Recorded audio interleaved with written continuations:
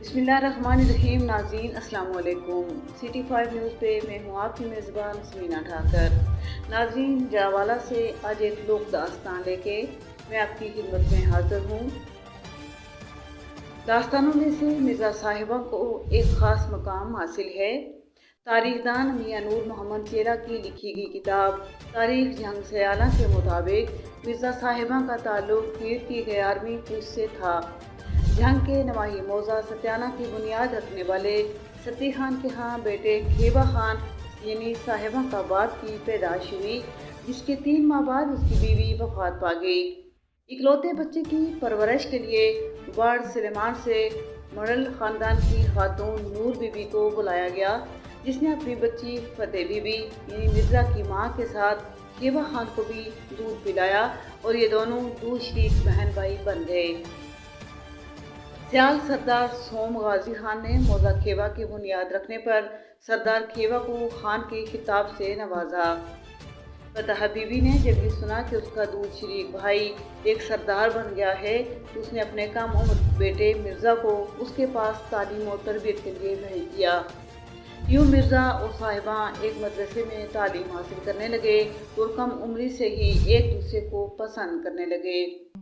तारीखदान एक वाक़े पर मुतफिक हैं कि एक बार मुअल्लिम ने मिर्ज़ा को अपनी चम्मच से मारा तो साहिबा ने अपनी हथेली बंद कर ली और जब उसने हथेली खोली तो उस पर चम्मच के निशान थे। ये बात जंगल में आग की तरह फैली और मिर्ज़ा को वापस उसकी माँ के पास भेज दिया गया, लेकिन तब तक इश्क दिलों में घर कर चुका था। पढ़ाई के साथ साथ मिर्ज़ा एक बेहतरीन तीर अंदाज और घुड़सवार बन चुका था।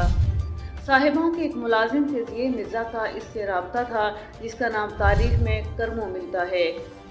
मिर्ज़ा के चले जाने के कुछ ही अरसे बाद खेबा खान ने साहिबा का रिश्ता चिदल ख़ानदान में तय कर दिया, जबकि मिर्ज़ा का रिश्ता उसकी माँ ने शाही ख़ानदान में तय कर दिया। शादी की तैयारी शुरू हुई तो साहिबा ने करमो को मिर्ज़ा तक उसकी शादी की इत्तला पहुँचाने के लिए भेजा। जब करमो ने इत्तला मिर्ज़ा को पहुंचाई तो मिर्ज़ा तुर्कश और तीर कमान से लैस होकर अपनी बक्की नामी घोड़ी पर सवार हुआ और साहिबा को लेने निकल खड़ा हुआ। तारीखदान लिखते हैं कि जब मिर्ज़ा घर से निकला तब उसकी बहन की शादी हो रही थी। इसी वजह से माँ और बहन ने रोकने की कोशिश की, लेकिन इश्क था कि हर रिश्ता बुला गया। मिर्ज़ा सीधा साहिबा के इलाके में पहुंचा और शादी वाले घर से साहिबा को लेकर निकल गया। इस वक्त घोड़ी के कदमों की टाप ने ढोलकी की थाप को नीचा दिखा दिया और यूं वो सब शुरू हुआ, जिसकी मंजिल मिर्ज़ा की मौत ठहरी। तारीखदान लिखते हैं क्योंकि जाट बहनों के मामले में काफ़ी मोहतात होते हैं, इसलिए मिर्ज़ा ने बहन की डोली उठ जाने के बाद रात की तारीकी में घर जाने का फैसला किया और रास्ते में एक दरख्त के नीचे थकान उतारने के लिए सो गया। साहिबा ने मिर्ज़ा के तीर तोड़ दिए क्योंकि ये जानती थी कि वो एक काबिल तीर अंदाज है और ये हरगिज़ नहीं चाहती थी कि मिर्ज़ा के निशाने पर उसके भाई हों। साहिबा का ख्याल था कि वो अपने भाइयों को मना लेगी, लेकिन उसके भाइयों ने उसकी एक न सुनी और मिर्ज़ा को मार दिया। मिर्ज़ा साहिबा के भाइयों से नहीं बल्कि उसकी बेवफाई से ही मर गया। और ये भी रवायत की जाती है कि मिर्ज़ा के मरने के वक्त भी उसकी ज़बान पर साहिबा का नाम था। इस हवाले से बहुत सी मुतज़ाद रवायात मिलती हैं।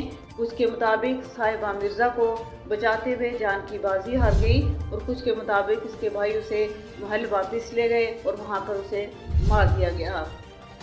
नाज़रीन, इसी तरह की मज़ीद लोक दास्तान हम आपके साथ शेयर करते रहेंगे। तब तक के लिए मुझे दीजिए इजाज़त। अल्लाह हाफ़िज़।